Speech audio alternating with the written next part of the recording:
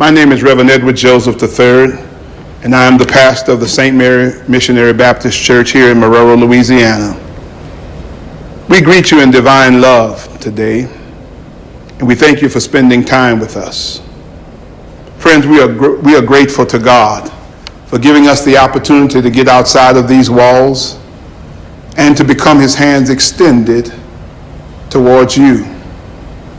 So we thank you for worshiping with us today. And we look forward to the time when we might fellowship together here at St. Mary, and where I may get the opportunity to greet you personally. Friends, please subscribe to our YouTube channel and follow us on Facebook. Once again, welcome to the St. Mary Missionary Baptist Church, where as a team we enter to worship and we depart to serve.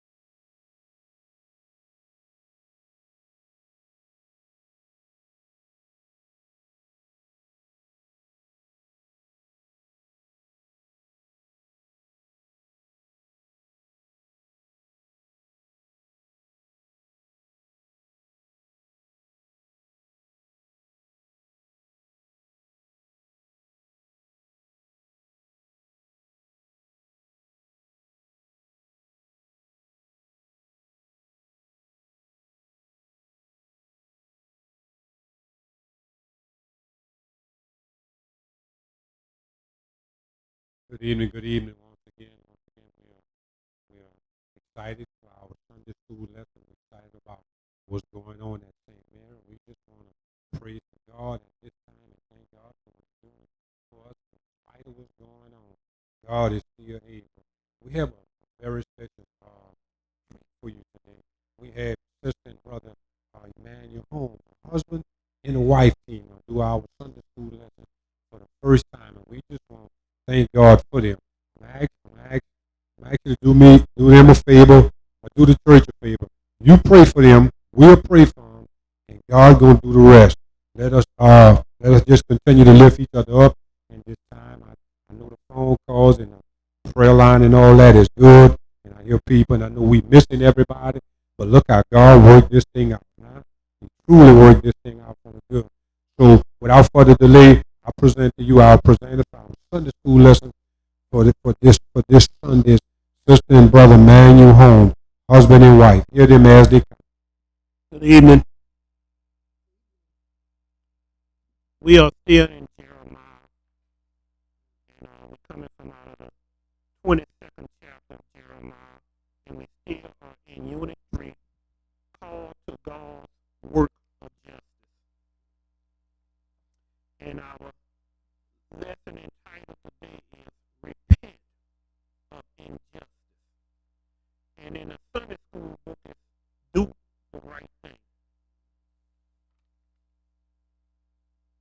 And our Sunday school lesson is coming out of Jeremiah, the 22nd chapter, verses 1 through 10.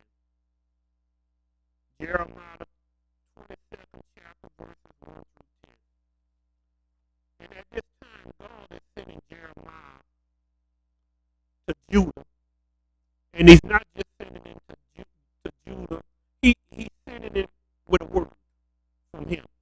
And He's telling Jeremiah to go talk to the king, to go talk to the officers, to go talk to the people. Everyone that's in the royal palace, everyone that's in the city of Judah, God needs them to hear His word. He needs them to pay attention to what He's getting ready to tell them, because it can help them if they will do the right thing. If they will only repent of their sins and turn from their wicked ways and do the right thing, God will take care of them. We're going to start with from our verses. And the first verse says, verse 1 says, Thus says the Lord, go down to the house of the king of Judah and this, speak there this word. And when you hear it says, thou sayest the Lord, go down to the house of the king of Judah and speak there this word, the word of God. God is sending Jeremiah with a word from Him. And when we hear that God is trying to get the people's attention, this is a message that He needs them to understand. And it's a message not only for the king, but for his officers and for all the people in the palace. Why? Because the message needs to penetrate the leaders of Judah. Why? Because the leaders are the ones that are leading the people to go astray.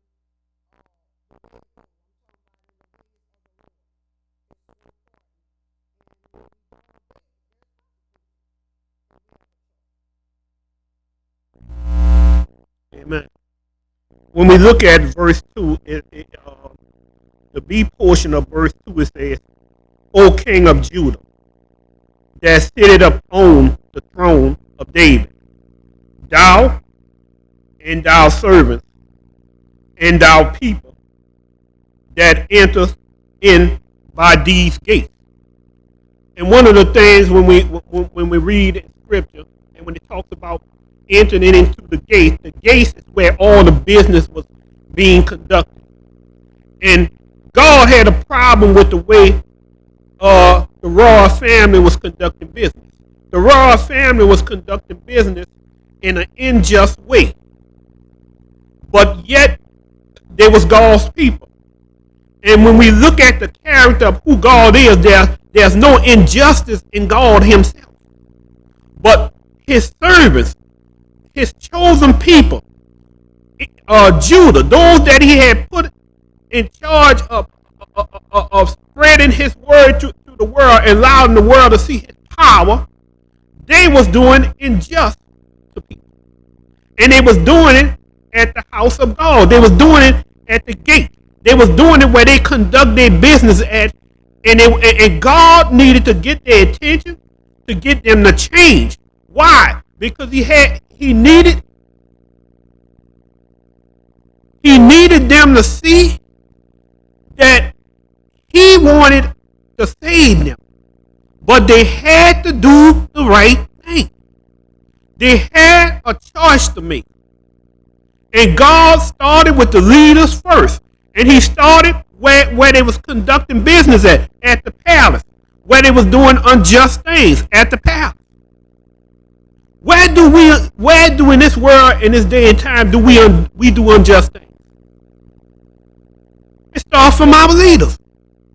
It starts from our government. It starts from our coasters. God is trying to get Judah's attention. Now, if they heed to what the word says, they can save themselves. But if they don't, they will condemn themselves. God is talking through his prophet. Now, when we talk about the prophet Jeremiah had a hard task. Jeremiah was going to his own people with a doom and gloom message from the Lord. Jeremiah was put in prison. He was beaten. Jeremiah lived a lonely life. And we as God's people, at times we may have to live on an island by ourselves to do the work of God. Why? Because the world don't want to hear the truth. Our family don't want to hear the truth. They will prefer to live a lie than to hear the truth. And you going to be the blunt one that they'll get the bluntness of their anger. Why? Because you are before them. But Jeremiah still did what the Lord asked him to do. Bring a message to the king. Bring a message to his office. Bring a message to the people. Bring a message to the royal palace.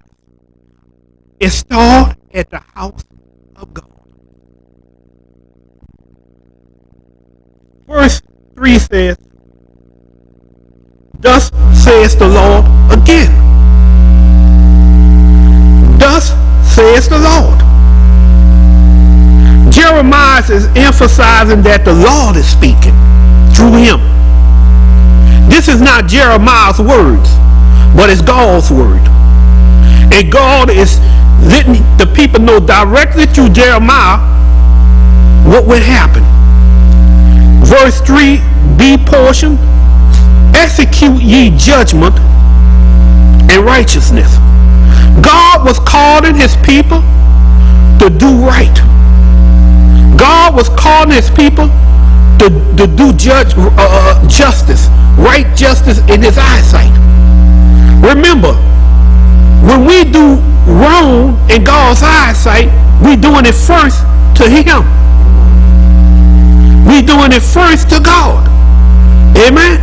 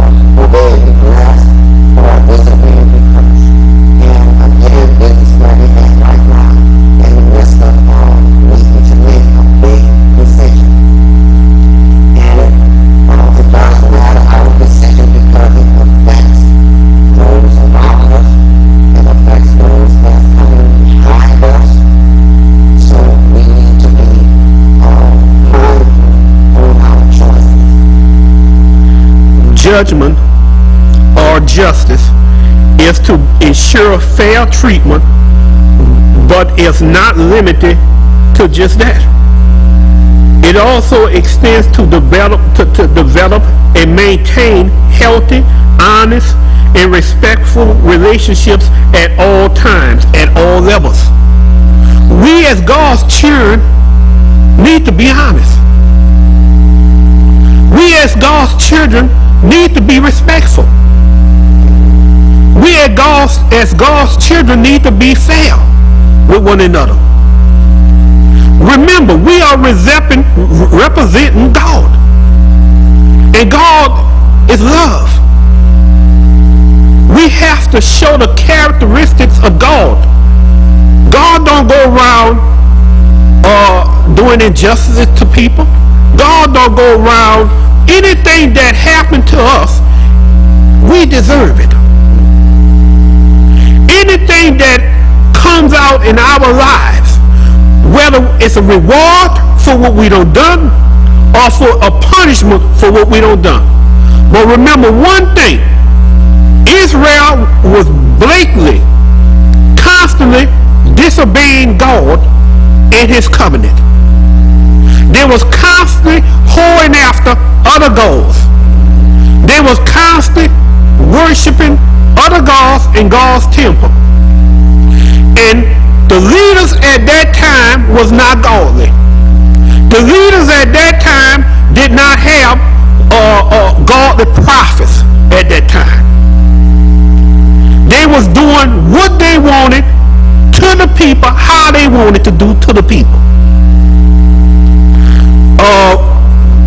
Verse 3, the C part of verse 3, and delivered the spoil out of the hand of the oppressor, and do no wrong, do no violence to the stranger, the fatherless, nor the widower, neither shed innocent blood in this place. That's God's people that he was addressing. That was God's people that was acting in that way. That's not God's character. God set in place for Judah, Israel as a whole to take care of the poor, to take care of the stranger, to take care of the innocent. He bringing judgment upon Judah because of what Judah did. We serve a just God. We serve a God that look after the innocent, that look after the poor, that look after the homeless, that look after the stranger. God has done set it in place in Deuteronomy 24 how to treat the poor, how to treat the widower, how to treat the stranger. Catherine. Also that verse, just adding on to it, that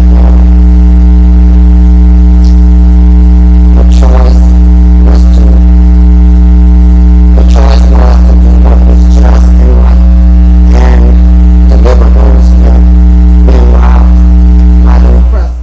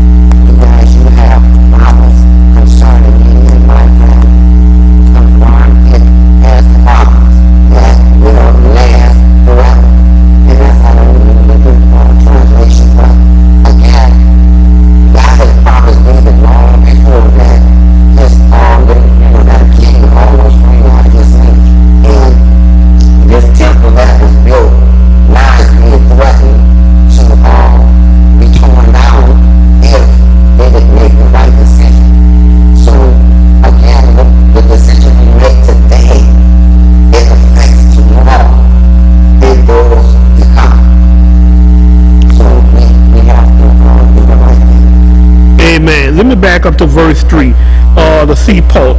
And in the commentary it says the only way for oppression to occur is if there are a lack of justice and righteousness from its leaders.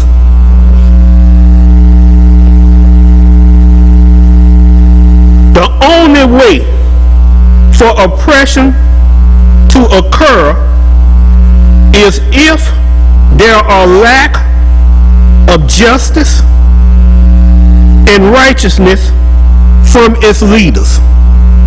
That's something to think about. That's something to think about. Verse 4, for if ye do this thing indeed, then shall there enter in by the gates of this house kings sitting upon the throne of David, riding in chariots and on horses, he and his servants and his people. It's amazing how when we mess up, God still gives us a chance to get it right. It's amazing how when we mess up, God still put in a way for us to get out of it. Your choice.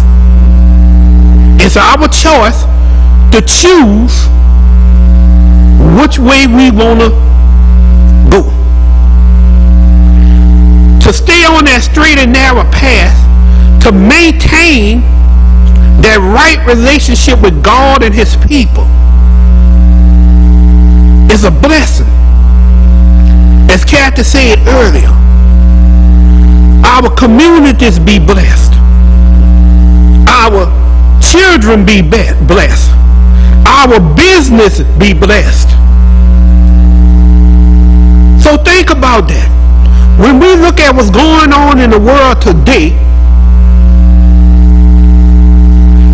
is everyone choosing to do unjustly? Is everyone choosing to do wrong? No, God still have a remnant of his people. And we are that people. And we are the one that share the word of God with those that we see. Think about this. We are God's children right now. We are looking at the lesson that Israel, Judah did not do what God asked them to do. And he's bringing punishment upon them. But yet in bringing his punishment, he's giving them a way out. How will we choose the decision that God's put before us? How will we choose to do what God asks us to do? Will we do it in a repentant mode? Or will we do it like we deserve to be forgiven? Think about this lesson. Repent of injustice. Repent.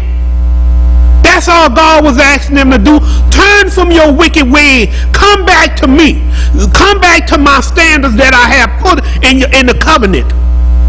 That you agreed, that your fathers agreed.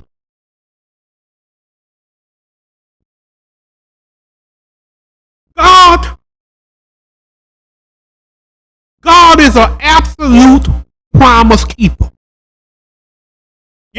God is an absolute promise keeper. God promised David.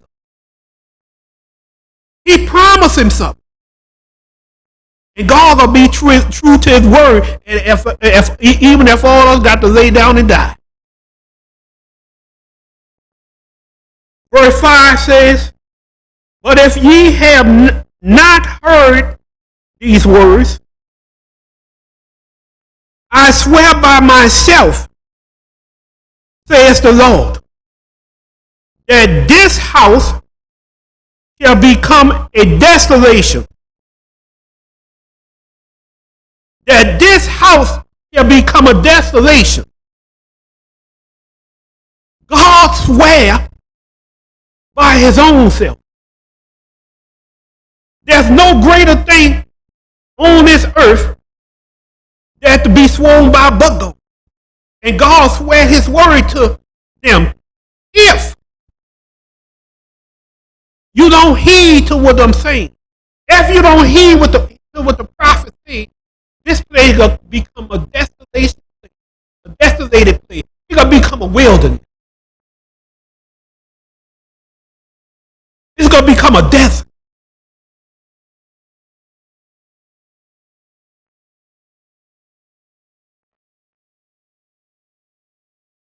I hope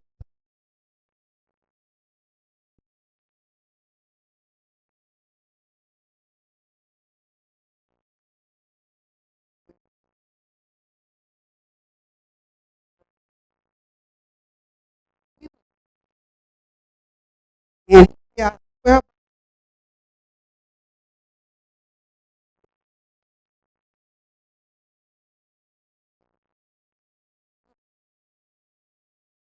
like,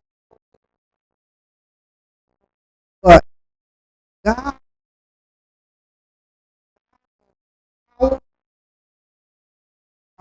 as well as loving, but we don't want to see this. We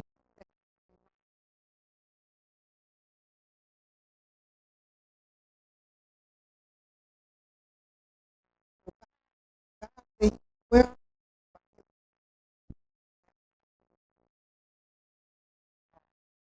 but God was going to hold them. The other thing I like about this, when he said, well, because the sin that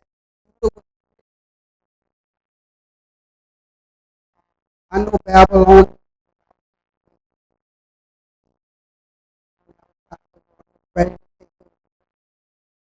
In these next verses, you're going to see a strong, I will. You know, if you don't do, I will. You know, in these verses, I'm going to read the verse 6 through 10. For thus says the Lord unto the king of Judah, thou art given unto me and the head of Lebanon, yet surely I will make thee a wilderness, cities which are not inhabited. And I will provide destroyers against everyone with his weapon, and they shall cut down thy choice and cast them into the fire. And many nations shall pass by this. They shall say every man to his neighbor, wherefore has the Lord done thus this great thing? Then they shall answer, because they have forsaken the covenant of the Lord their God, and worship other gods, and serve. Weep ye not for the day, neither bemoan him, but weep for him that goeth away, and he shall return no more, nor see his native country. And then again he said, thus saith the Lord, this is the Lord speaking unto you, Gideon, and Lebanon is well, and this is what was built up, and it was a beautiful, uh, that was used. It was a beautiful place where it grew at. And God was truly blessed by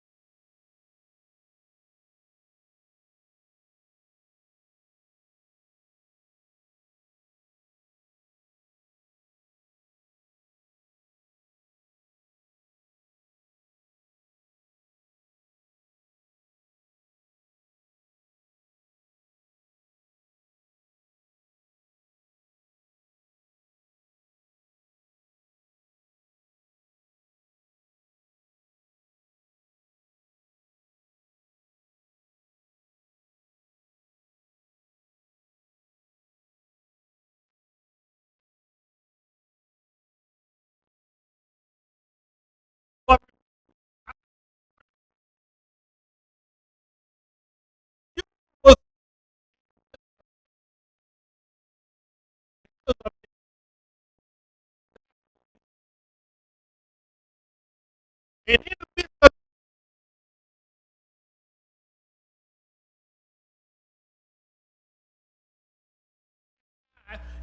at times they get tired of being chastised or they tired of their punishment. They say, okay, I'm ready to get up.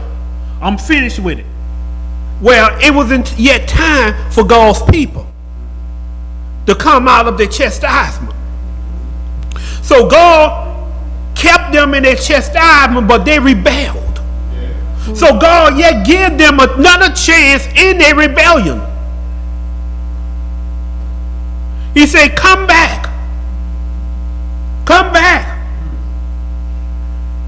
And I'll spare your cities. I keep David's people on the throne. Come back.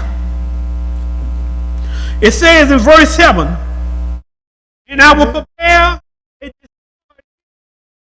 every and cut down thy choice and cast these you. It was things that they valued. God was right where they needed to be.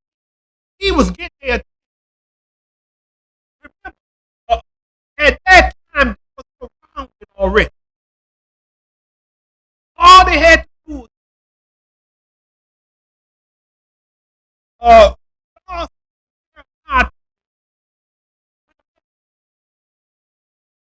do the right thing.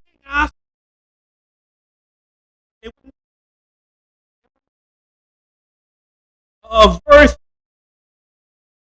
many and they shall every man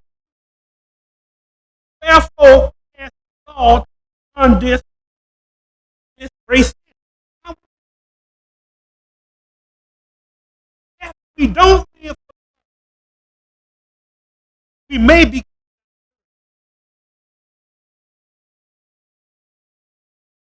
If we not living for the Lord, if we not being that beacon light, if we not being that candlestick, if we not doing thus, if everybody's doing their own thing, then one way or another, God gonna get the lost. He gonna get them by destroying you, and you being the example that draw men, boys, and women to the Lord. Or you gonna stand and proclaim His word. You gonna stand in the character of the Lord and maintain His integrity. But we first got to start trusting in the Lord and not in money. We first got to start trusting in the Lord and not be scared of our church.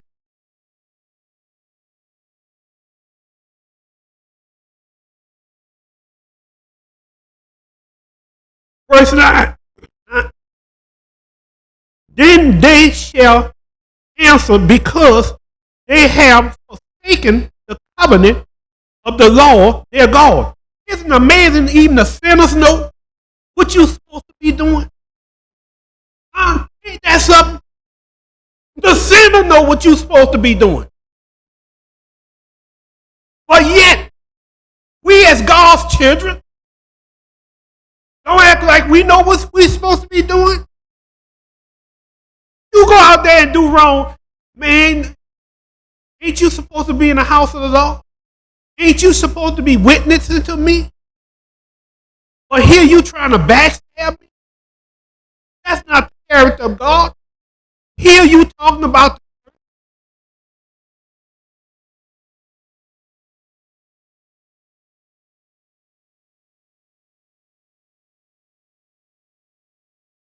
on ahead.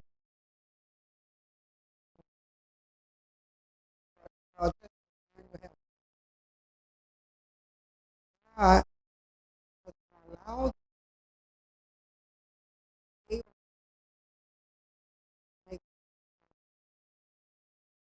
God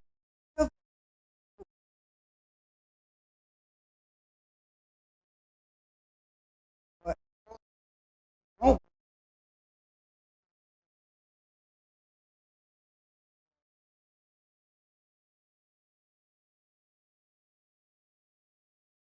It was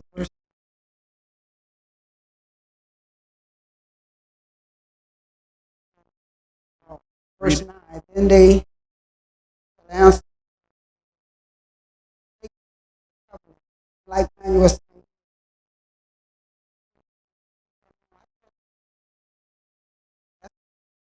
but because of the sin that was created, God was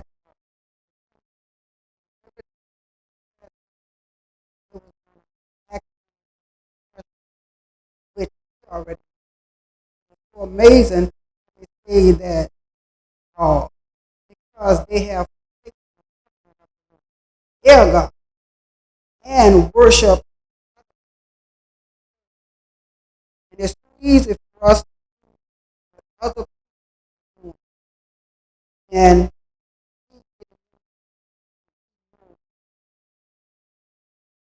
so we really need to be mindful of how we live before us.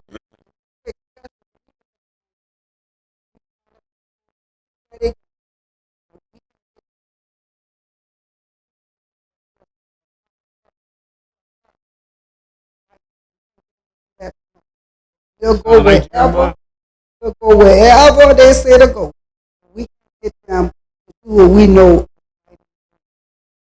In verse 10, we dead, these are born but we for the way, but he shall return no more, nor see it again.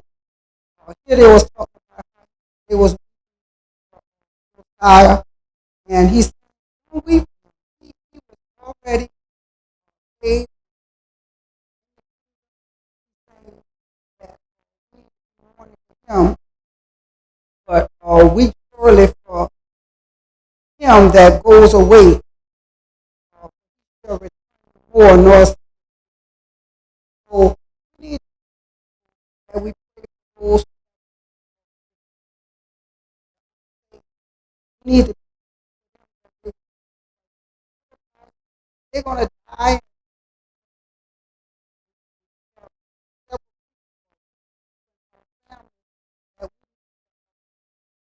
Friends,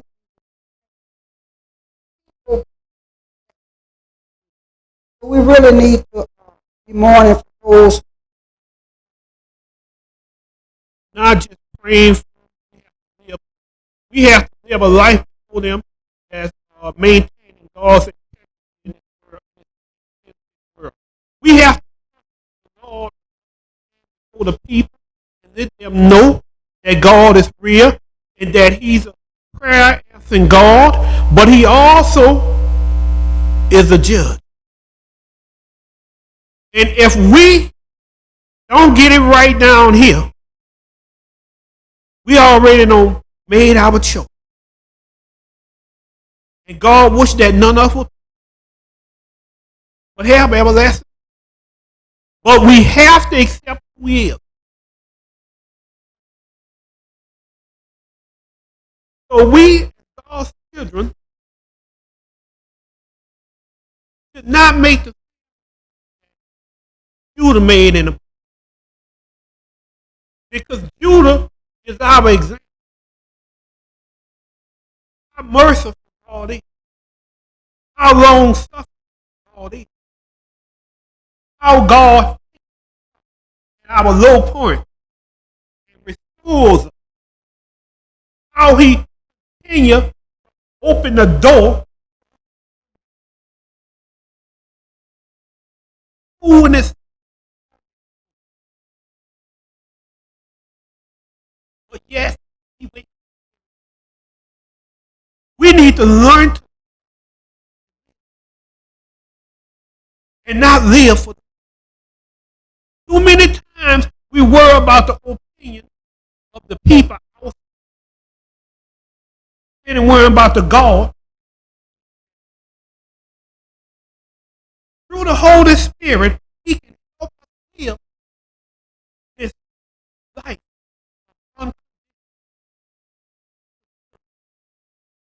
We already don't surrender. Now all we got to do is we gonna live and we gonna die. Why not live for the Lord as well as die? Israel, Judah, and everyone else. We serve a true and living God. He yet sit on the throne. He's living this day of Corona. We got to stop calling out the word Corona and start calling out God. We got to stop trusting in Trump in our government and pray for them. Romans 8 tells us to honor our government, to pray for our government. But we have to respect who they are, but we put our dependence on all this.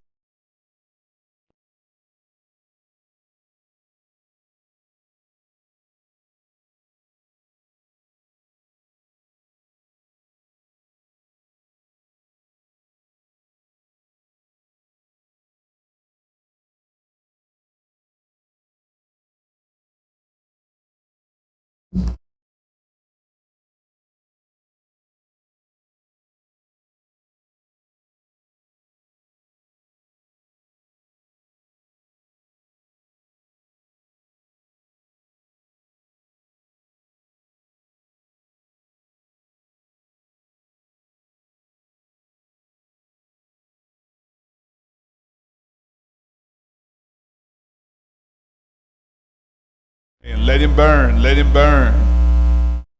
It's a blessing. You all have done it.